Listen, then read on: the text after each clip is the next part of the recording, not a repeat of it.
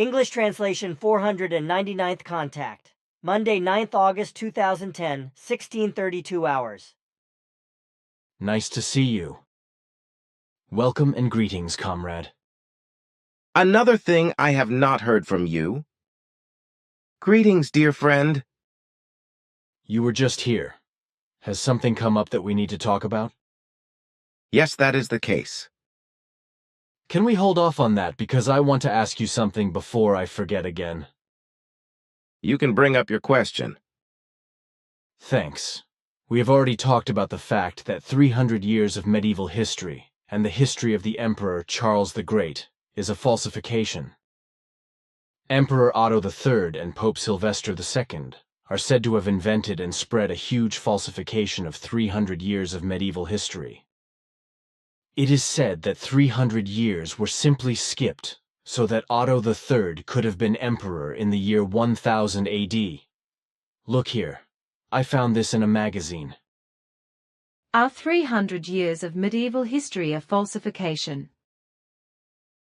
Can 300 years of human history just disappear like that? Like in a black hole? The year 614 AD is not followed by 615, but by 911. The 297 years in between are pure invention, says a circle of medieval experts.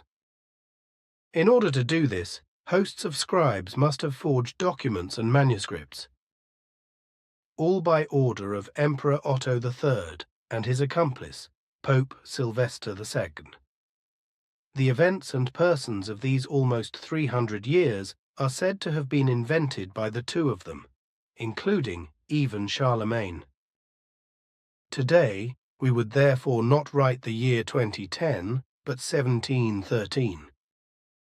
It would be the greatest forgery of mankind.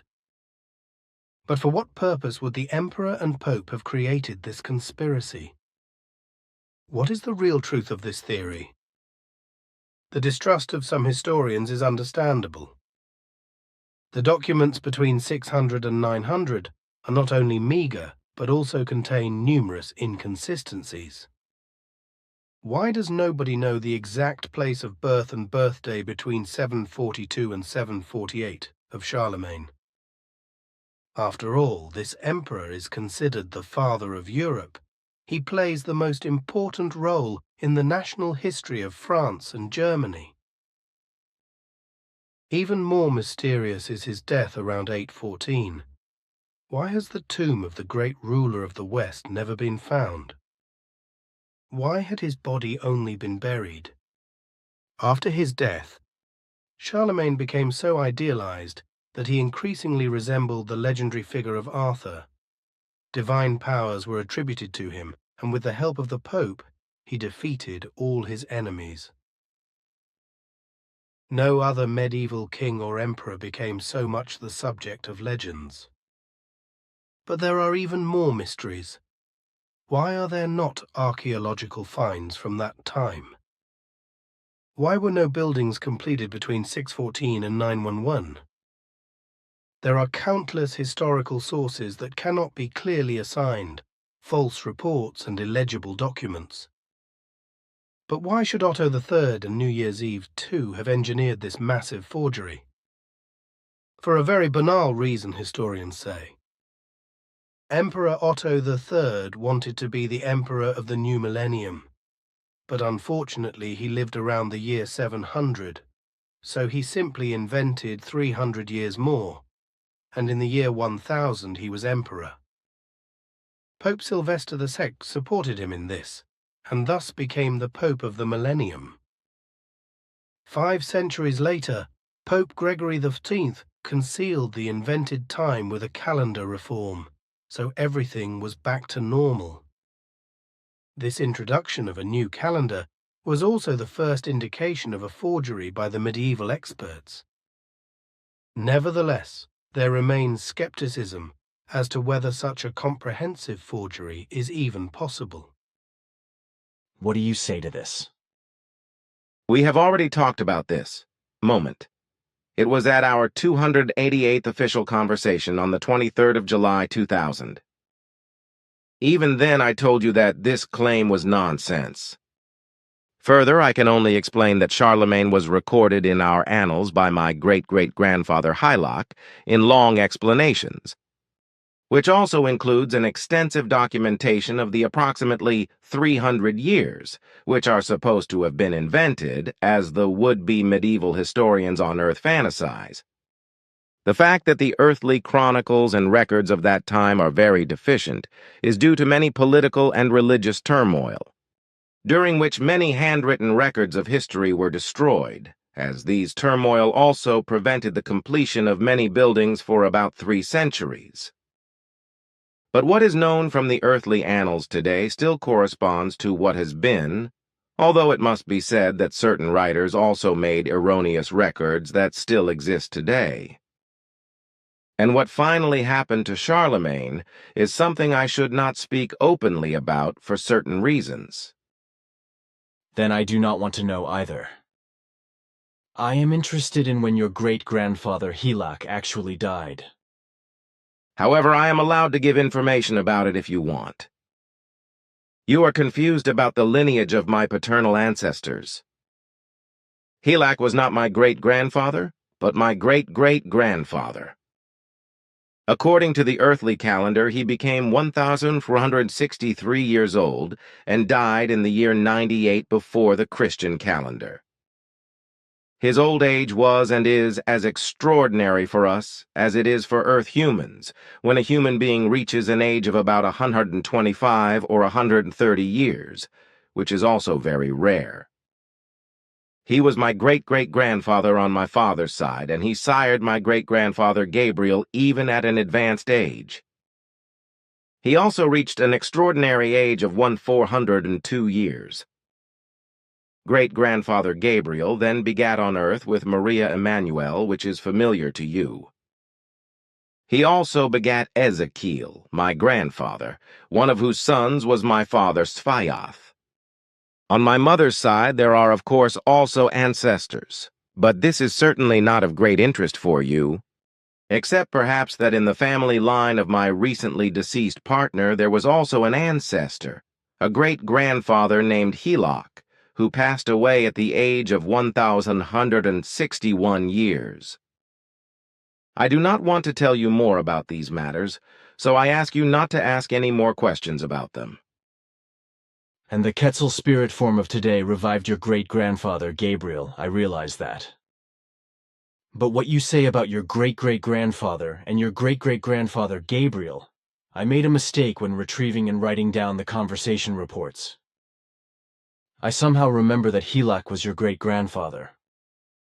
But now you say that he was your great-great-grandfather, so I probably only wrote great-grandfather in the conversation reports. I want to check that in a moment. Correct. Here at the 361st Conversation Report of the 24th of June 2004, already in Volume 9, page 179, you can read great-grandfather instead of great-great-grandfather. Then, here at the 453rd Contact Conversation of the 14th of July 2007, after Toleda's 15th sentence, in the list your performance regarding Hylach is not correct, so this has to be changed. It must mean grandfather Ezekiel. Ptaah will be 1,118 years old, etc. in the right field must be the note. Ezekiel the mediator. What can still be corrected, that is to say, what still has to be done for the sake of correctness. On the other hand, my given explanation should then suffice. Unfortunately, mistakes do happen all the time. That is correct. But on the one hand, very little happens with regard to the transcripts of our conversations. And on the other hand, errors can probably not be avoided when I consider how difficult it is for you to recall the conversations you have had in a concentrative way. It amazes me again and again how you are able to do everything and how very few mistakes are really made by you. Once again, I would like to bring the language to the so-called regressions to past lives that are done by certain charlatans, etc., by putting people under hypnosis and then having some crazy regressions that are not in accordance with the truth of past lives. Recently, I had another question about this explaining the fact that hypnotized people usually only fantasize about recollections or reproduce any of their own memories or those of other human beings who have read, experienced, or heard them in the present life, etc. This charlatan hypnotizing and recalling usually happens precisely because the hypnotist does not have sufficient skills to put the hypnotized person into a trance state through which he can retrieve information from his own memory banks. With sufficient abilities and the necessary skills and knowledge, such information regarding one's own former persons can also be retrieved through a meditative state, as it is also possible through hypnosis, when there is a real expert in hypnotic abilities. As I am not sufficiently engaged with this to be able to orientate myself about what is being done in this field on Earth, I would like to ask you if you know more about this. And if in the meantime, as we have talked about these things, there are now specialists in hypnosis who are able to bring about real regressions by retrieving information from the memory banks. I am not referring to the practices carried out by well-known charlatans for the sake of money, but I'm thinking of really good professionals in hypnosis who are capable of influencing their hypnotized persons in such a way that they can retrieve real and truthful information from their own memory banks. It is a number of years since we last had a private conversation on this subject. And since we are also observing these things you mentioned according to our clarification work, as you know, I can tell you that in the meantime it has become apparent that a few specialists in hypnosis have developed, who are able to make real regressions by guiding those they hypnotize in such a way that they can retrieve true information from their own memory banks. However, the number of those who are capable of hypnosis is not great, so that we cannot speak of a general progress in these matters. That's already enough. Thanks. Then I would like to ask you another time the same thing, which we have already talked about several times privately. I have also discussed with your daughter Simya Se and with Quetzal, and they said the same thing as you. It concerns the colonization in a running sentence, about which I would have liked to hear from you again what your language and writing experts say about it.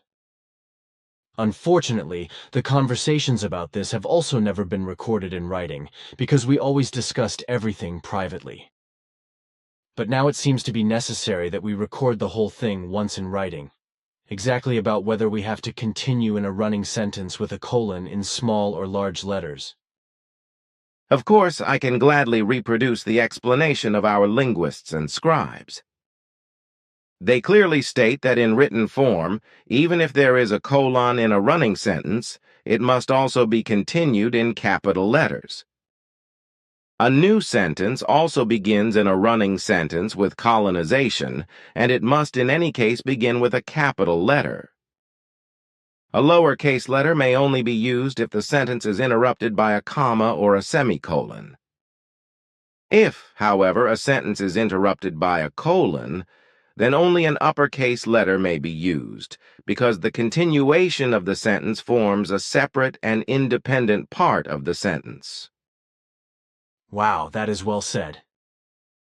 My attempt to explain this is miserable. But I still have a question regarding the oracle site of Delphi in ancient Greece. Simya Se, your daughter, once said, when our conversation was about Delphi, whose ruins I visited in the 1960s, that Ptaah, respectively the priestess of the oracle of Delphi, called Python, was always under the influence of gases rising from the earth. It was only through these gases that she fell into a trance and prophesied. Simya Se also said that the prophecies of Ptaah were allegedly written down and sealed in small double-sided clay tablets, so to speak, little books of prophecy made of clay tablets, but only in connection with political matters, etc., so that the prophecies were also correct. The priests of Delphi secretly opened these clay little books of prophecy, in which the priests had not written anything in the first place, in order to write them in the little books of prophecy, and then seal them again only later, when certain political or other important events had taken place. The priests had spies, informers and connections all over the country, through whom everything was first clarified with regard to political, military, and other events, before the priests unsealed the two-part clay tablets, which in reality had nothing to write on, opened them, and then inscribed and resealed them with the data experienced by the spies and informers. Only after this were the seals officially broken under high witness, and the alleged prophecy of Ptaah officially announced. The Ptaah, respectively the oracle priestess, Simyase explained, had fallen into a trance state of confusion due to the gases rising from the earth, and had also made confused prophecies and interpretations, which actually did not make any correct sense. This is how I remember your daughter Simyase's explanation. Her explanation was correct because everything actually happened as her explanations explained. With regard to the various natural gases through which the priestess fell into a state of trance, they escaped directly from the earth into the area of the oracle room, the main gas form being ethylene. This is a simple unsaturated hydrocarbon, as it is present in the illuminating gas, for example. Thanks for the explanation, but I can't get much use out of it because I'm not familiar with it. All that is clear to me is that the Delphi priests cheated and lied to human beings and treated them like fools and idiots. So they did the same as it has been usual since ancient times with all cults of all kinds, and as the religious men, sectarians and priests, etc., have always done with their believers, and also still do it today. This is a fact. The whole thing actually happened the way my daughter Simyase explained everything to you. Perhaps I should explain that the oracle, which was called oraculum in Latin, was actually a place of speech where people spoke and prayed. There were many such oracle sites in Greece, but when we talk about the Great Oracle, we are referring mainly to the site at Delphi in Greece, where certain seers and priests made mysterious and ambiguous statements and interpretations, and dark hints about things and dreams, and prophesied prophecies. Correctly seen, then, the whole thing was based on fortune-telling and the like, as is still the case today, since countless fortune-tellers and soothsayers, card clubs and dubious media tell nonsense and also pull the wool over their followers and believers who are addicted to them in order to frighten them with their nonsense and bollocks. Nowadays, everything concerning fortune-telling is such that the fortune-tellers who beat the cards, read the future from the coffee grounds, make their pendulum play and do all sorts of other mysterious things, have even better psychological knowledge than the fortune-tellers of ancient or other ancient times.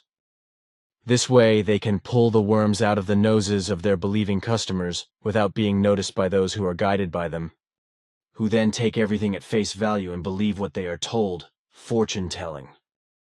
Unfortunately, this nonsense will continue for a long time, because only when Earth humans find their way to the real reality and truth and free themselves from any belief, will they be able to free themselves from the whole that is to be called nonsense.